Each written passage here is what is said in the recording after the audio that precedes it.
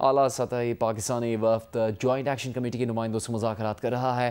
اس سے پہلے مظفر آباد پہنچنے پر میڈیا سے گفتگو میں وزیر اعظم کے مشیر سینیٹر رانا ثناء اللہ کا کہنا تھا کہ وزیر اعظم کی ہدایت ہے کہ عوامی ایکشن کمیٹی کے ساتھ جائز مطالبات پر بات چیت کی جائے اور مسائل کا حل نکالا جائے۔ مذاکراتی کمیٹی میں شامل سابق وفاقی وزیر قمر زمان کارا نے کہا ہے کہ صورتحال انتہائی تکلیف دہ ہے، ہماری پوری کوشش ہوگی کہ معاملات کا حل ڈائیلاگ کے ذریعے نکالیں۔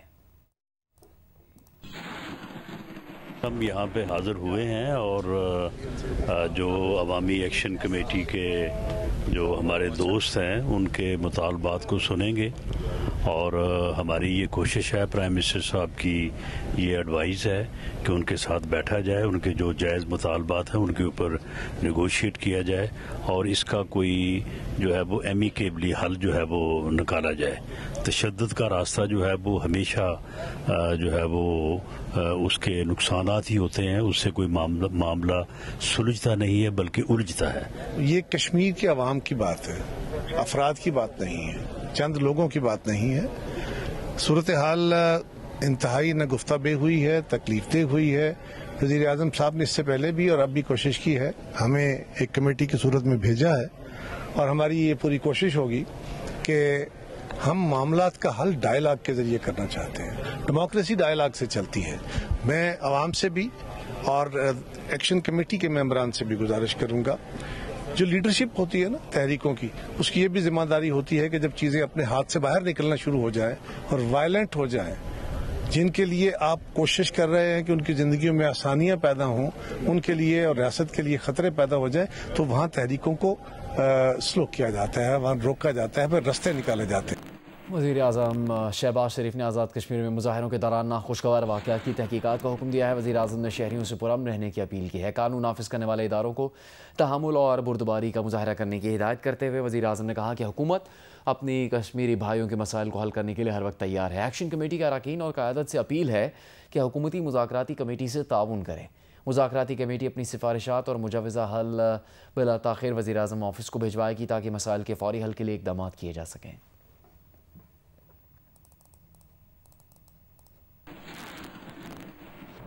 وفاقی وزیر داخلہ محسن نقوی کا کہنا ہے کہ پرامن احتجاج ہر کسی کا حق ہے، لیکن قانون ہاتھ میں لینے کی کسی کو اجازت نہیں دی جائے گی۔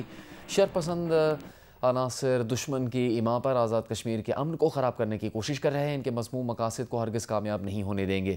محسن نقوی نے پیمز ہسپتال اسلام آباد میں آزاد کشمیر میں زخمی ہونے والے اسلام آباد پولیس اور آزاد کشمیر پولیس کے اہلکاروں کی عیادت کی۔ محسن نقوی نے کہا پاکستانیوں کے دل کشمیریوں کے ساتھ دھڑکتے ہیں، حکومت کشمیری بھائیوں کے مسائل کے حل کے لیے ہر وقت تیار ہے۔ محسن نقوی نے زخمی پولیس اہلکاروں کے جذبے اور بہادری کو سراہا۔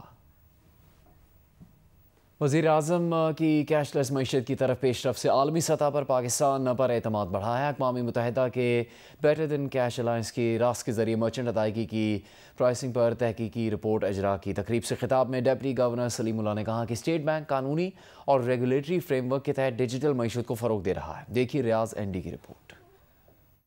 پاکستان میں 85% کاروبار کیش پر ہوتا ہے۔ پاکستانی معیشت پر یہ سالانہ 3 سے 4 ہزار ارب روپے کا اضافی بوجھ ہے۔ سوچ ہے کہ مرچنٹس راست کے ذریعے ادائیگیاں وصول کریں، لیکن ڈیجیٹل ادائیگیاں وصول کرنے پر مرچنٹ ڈسکاؤنٹ ریٹ کیا ہو؟ اقوام متحدہ کے بیٹر دین کیش الائنس نے اپنی تحقیقی رپورٹ میں یہ فلور 0.35% تجویز کیا ہے۔ تحقیقی رپورٹ پیش کیے جانے کی تقریب سے گورنر اسٹیٹ بینک نے اپنے خصوصی خطاب میں کہا کہ آئندہ 5 سال میں ملک میں زیادہ تر ادائیگیاں ڈیجیٹل ہوں گی، لیکن بی ٹی سی اے کی مینیجنگ ڈائریکٹر سمجھتی ہیں کہ پاکستان یہ کام 3 سال میں کر لے گا۔ Now government is ready to make the investment to start and kickstart this process of going to be a digital economy.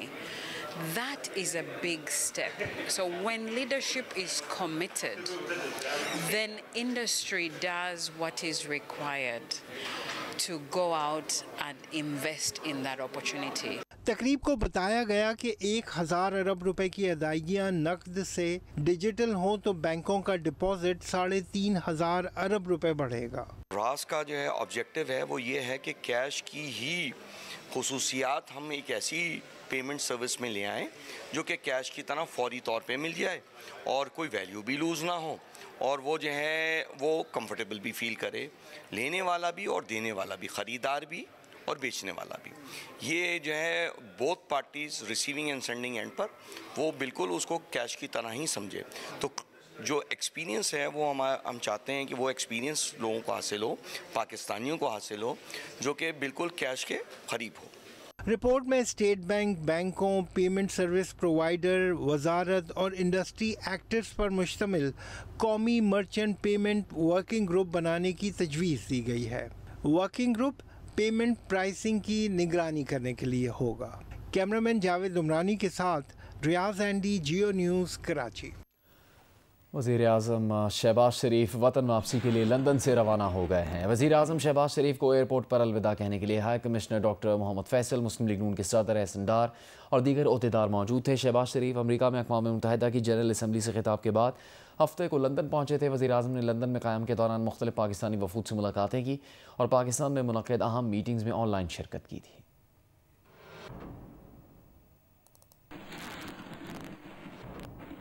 برطانیہ نے سمود فلوٹیلا کی صورتحال پر اظہار تشویش کیا ہے. برطانوی محکمہ خارجہ کا کہنا ہے کہ سمود فلوٹیلا پر سوار برطانوی باشندوں کے اہل خانہ سے رابطے میں ہے. فلوٹیلا پر لدی امداد غزہ میں امداد فراہم کرنے والی انسانی ہمدردی کی تنظیموں کے حوالے کیے جانی چاہیے. غزہ میں خوفناک انسانی بحران حل کرنا اسرائیلی حکومت کی ذمہ داری ہے. غزہ کے لیے امداد پر پابندیاں فوراً اور بغیر کسی شرط کے ختم کی جائیں تاکہ اقوام متحدہ اور غیر سرکاری تنظیمیں خوراک, دوائی اور دیگر بنیادی ضروریات شہریوں تک پہنچا سکیں.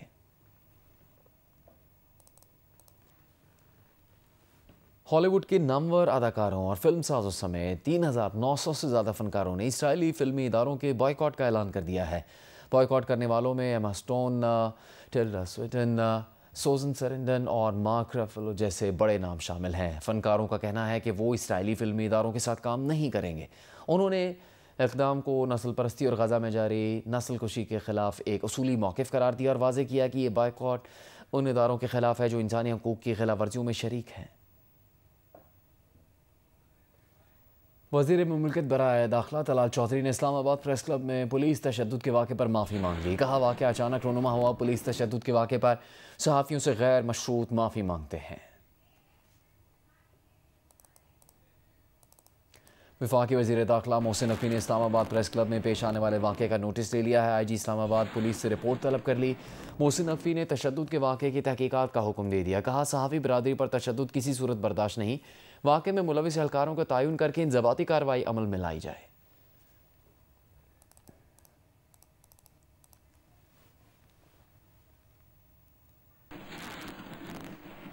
سی P N E, P F U J اور ایمنڈ نے اسلام آباد پریس کلب پر پولیس کے دھاوے اور صحافیوں کو تشدد کا نشانہ بنانے کی سخت مذمت کرتے ہوئے اسے دہشت گردی قرار دیا ہے اور حکومت سے مطالبہ کیا ہے کہ واقعے میں ملوث افراد کے خلاف فوری کارروائی کی جائے. صحافی تنظیموں نے اسلام آباد پریس کلب پر دھاوے کو صحافیوں کے خلاف تواتر سے جاری کارروائیوں کا تسلسل قرار دیا, جس کا مقصد صحافیوں کی کردار کشی کرنا, انہیں دباؤ میں لانا اور اظہار رائے کو سلب کرنا ہے. یہ سلسلہ فوری بند ہونا چاہیے. مشترکہ بیان میں کہا گیا ہے کہ جس میڈیا نے دوران جنگ انتہائی ذمہ داری سے ملکی اور قومی مفاد کو پیش نظر رکھتے ہوئے پاکستان کی نظریاتی سرحدوں کی حفاظت کی, اس سے منسلک اہم جزو رپورٹرز اور فری لانسرز کو دہشت گردوں سے تشبیہ دینا آزاد صحافت کے نظریے کی کھلم کھلا خلاف ورزی ہے. آئین پاکستان ہر شہری کو معلومات تک بلا رکاوٹ رسائی کا حق دیتا ہے. پیکا ایکٹ کے من پسند بے دریغ استعمال نے صحافی تنظیموں کے خدشات کو درست ثابت کر دیا. ان اقدامات کے خلاف ہر سطح پر مزاحمت کی جائے گی اور قانونی اور آئینی جد و جہد کے تمام آپشن استعمال کیے جائیں گے.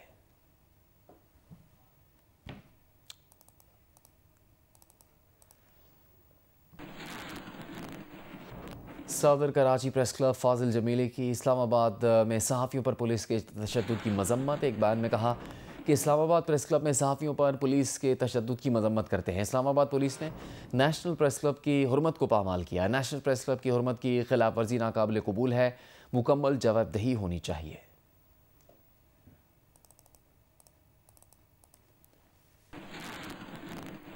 انسانی حقوق کمیشن کی اسلام آباد کے نیشنل پریس کلب میں پولیس کے گھسنے اور صحافیوں پر تشدد کی مذمت. انسانی حقوق کمیشن نے مطالبہ کیا ہے کہ واقعے کی فوری انکوائری کی جائے اور واقعے کے ذمہ دار افراد کو انصاف کے کٹہرے میں لایا جائے. غزہ امداد لے جانے والے کشتیوں کے قافلے گلوبل سمود فلوٹیلا پر اسرائیلی فوج نے دھاوا بول دیا ہے کہ سوا تمام امدادی کشتیوں کو قبضے میں لے لیا. سویڈش ماحولیاتی کارکن گریٹا تھرنبرگ سمیت 200 سے زیادہ کارکنوں کو گرفتار کر لیا. اسرائیلی فورسز نے کشتیوں کا مواصلاتی نظام اور براہ راست ویڈیو نشریات جام کر دیں۔ سمود فلوٹیلا کی کشتیوں پر سابق سینیٹر مشتاق احمد سمیت 500 سے زیادہ افراد سوار ہیں۔ اسرائیلی قبضے میں لی گئی کشتیاں اسرائیلی اشدود پورٹ پہنچنا شروع ہو گئی ہیں، جہاں سے کشتیوں پر سوار سماجی کارکنوں کو یورپ ڈیپورٹ کیا جائے گا۔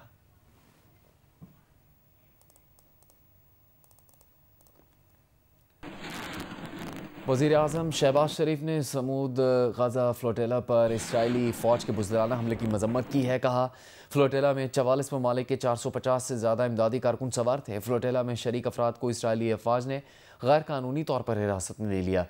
سمود غزہ فلوٹیلا میں پاکستان کے شہریوں کی باوقار شرکت کو سراہتے ہیں۔ پاکستانی مشتاق احمد، مظہر سعید شاہ، وحاج احمد، ڈاکٹر اسامہ ریاض نے اس عظیم امدادی مشن میں حصہ لیا۔ اسماعیل خان، سید عزیز نظامی اور فہد اشتیاق بھی اس عظیم مشن میں شریک ہیں۔ یہ اقدام پاکستانی عوام کی امن پسند امنگوں کی نمائندگی کرتا ہے۔ حکومت پاکستان اپنے شہریوں کی واپسی کا بھرپور مطالبہ کرتی ہے۔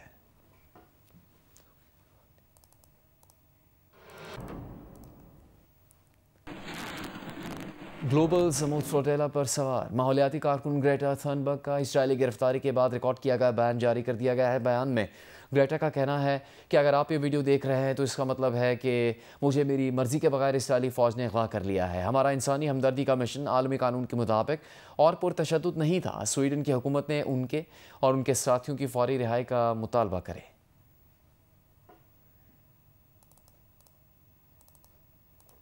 برطانیہ کے شہر مانچسٹر میں یہودی عبادت گاہ کے باہر گاڑی لوگوں پر چڑھانے کے واقعے میں 2 افراد ہلاک اور 3 زخمی ہو گئے۔ پولیس کی فائرنگ سے حملہ آور بھی مارا گیا۔ پولیس کے مطابق مشتبہ حملہ آور نے لوگوں پر گاڑی چڑھائی اور پھر چاقو سے بھی حملہ کیا۔ برطانوی بادشاہ شاہ چارلز اور وزیر اعظم کیئر سٹارمر نے واقعے پر افسوس کا اظہار کیا ہے۔ واقعے کے بعد لندن میں یہودی عبادت گاہوں کی سیکیورٹی بڑھا دی گئی ہے۔ سپریم کورٹ نے مخصوص نشستوں کے فیصلے پر نظر ثانی درخواستوں کا تفصیلی فیصلہ جاری کر دیا ہے۔ تفصیلی فیصلے میں کہا گیا ہے کہ مخصوص نشستوں کے مرکزی کیس میں پی ٹی آئی کو وہ ریلیف دیا گیا جس کا اختیار ہی نہیں تھا۔ اکثریتی ججز کا اقلیتی ججوں کو نکال کر خصوصی بینچ تشکیل دینا غیر قانونی ہے۔ آئین میں دی ہوئی ٹائم لائن تو پارلیمنٹ آئینی ترمیم کے ذریعے ہی تبدیل کر سکتی ہے۔ بات کریں گے اس بارے میں جیو نیوز کے نمائندے عبدالقیوم صدیقی سے۔ عبدالقیوم، کیا مزید تفصیل سامنے آئی ہے فیصلے میں؟ جی ہاں، یہ جو آئینی بینچ نے تفصیلی فیصلہ جاری کیا ہے اس میں انہوں نے یہ قرار دیا ہے کہ جو 12 جولائی 2024 کا 8 ججوں کا فیصلہ تھا اس کو کالعدم قرار دیا جاتا ہے، جبکہ 12 جولائی 2024 کا فیصلہ نہ صرف آئین اور قانون کے منافی ہے بلکہ عدالتی اختیار سے تجاوز ہے، بلکہ آئین و قانون کو نظر انداز کر کے اسے پی ٹی آئی کی خواہشات کے تابع کر دیا گیا۔ فیصلے میں یہ بھی کہا گیا ہے کہ سپریم کورٹ کو آئین کی تشریح کے نام پر آئین کو ری رائٹ کرنے کا اختیار نہیں ہے۔ سپریم کورٹ کے آئینی بینچ نے مخصوص نشستوں کا یہ فیصلہ جو ہے وہ نظرثانی تفصیلی فیصلہ جاری کیا ہے۔ 47 صفحات پر یہ فیصلہ ہے، جس میں جسٹس عائشہ ملک، جسٹس عقیل عباسی کا اختلافی فیصلہ بھی شامل ہے، جبکہ جسٹس صلاح الدین پنور کے بینچ سے الگ ہونے کا نوٹ بھی شامل ہے، جبکہ جسٹس جمال خان مندوخیل نے کہا کہ وہ 41 نشستوں تک کے فیصلے پر اتفاق کرتے ہیں، جبکہ وہ اپنا الگ فیصلہ جو ہے وہ اس حوالے سے لکھیں گے، جبکہ جسٹس محمد علی مظہر نے یہ کہا ہے کہ وہ اس فیصلے کے حوالے سے اپنی الگ تفصیلی وجوہات لکھیں گے۔ آئینی بینچ نے اپنے تفصیلی فیصلے میں کہا کہ مخصوص نشستوں کے 12 جولائی 2024 کے ایک فیصلے فیصلہ میں نئی ٹائم لائنز مقرر کی گئی۔ نئی ٹائم لائنز انتخابی شیڈول، الیکشن ایکٹ کے نفاذ اور آئین کے آرٹیکل 51 اور 106 کے منافی تھیں۔ آئین اور قانون کے برخلاف ماضی سے مؤثر نئی ٹائم لائن صرف مقننہ کا اختیار ہے، وہ بھی طے شدہ اصولوں کے مطابق، یہ عدالت کا اختیار نہیں ہے۔ تفصیلی فیصلے میں مزید کہا گیا کہ نئی ٹائم لائن مقرر کر کے اور جو ہدایات جاری کی گئی، عدالت نے اس طرح اپنے عدالتی اختیار کی حد سے تجاوز کیا۔ اکثریتی فیصلہ میں عدالت نے جو اپنا دائرہ اختیار تھا اس سے باہر جا کر اقدام کیا اور آئین کے آرٹیکل 175 سب کلاس 2 کی خلاف ورزی کی۔ اسی طرح فیصلے میں یہ کہا گیا کہ نئی ٹائم لائنز ہدایات نہ صرف آئینی اور قانونی دفعات کی خلاف ورزی تھے بلکہ آئین میں درج اختیارات کی علیحدگی کے اصول کو بھی پامال کیا گیا۔ تفصیلی فیصلے میں مزید کہا گیا کہ عدالت نے اپنی واضح حدود سے آگے بڑھ کر طے شدہ اصولوں کے تحت قانون سازی کے میدان میں بھی مداخلت کی اور 12 جولائی 2024 کا اکثریتی فیصلہ آئین میں دیے گئے جمہوری اقدار اور اصولوں کے بھی کھلی خلاف ورزی تھے۔ بہت شکریہ آپ کا عبدالقیوم صدیقی اس تفصیل کے لیے۔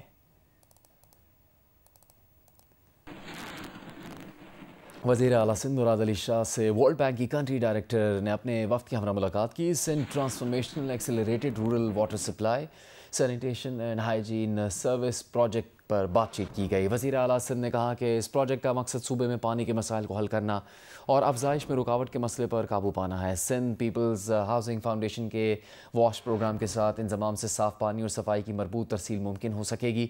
पानी की फराहमी, सफाई, सेहत और ग़िज़ाइयत के निज़ाम को बाहम मरबूत करके इसके समरात आवाम तक पहुँचाएँगे। वर्ल्ड बैंक की कंट्री डायरेक्टर ने कहा कि वॉश प्रोग्राम का मकसद पायदार तब्दीली के साथ सर्विस डिलीवरी मॉडल फराहम करना है। सिंध में 90% से ज़्यादा देही घराने पीने के लिए आलूदा पानी इस्तेमाल करते हैं।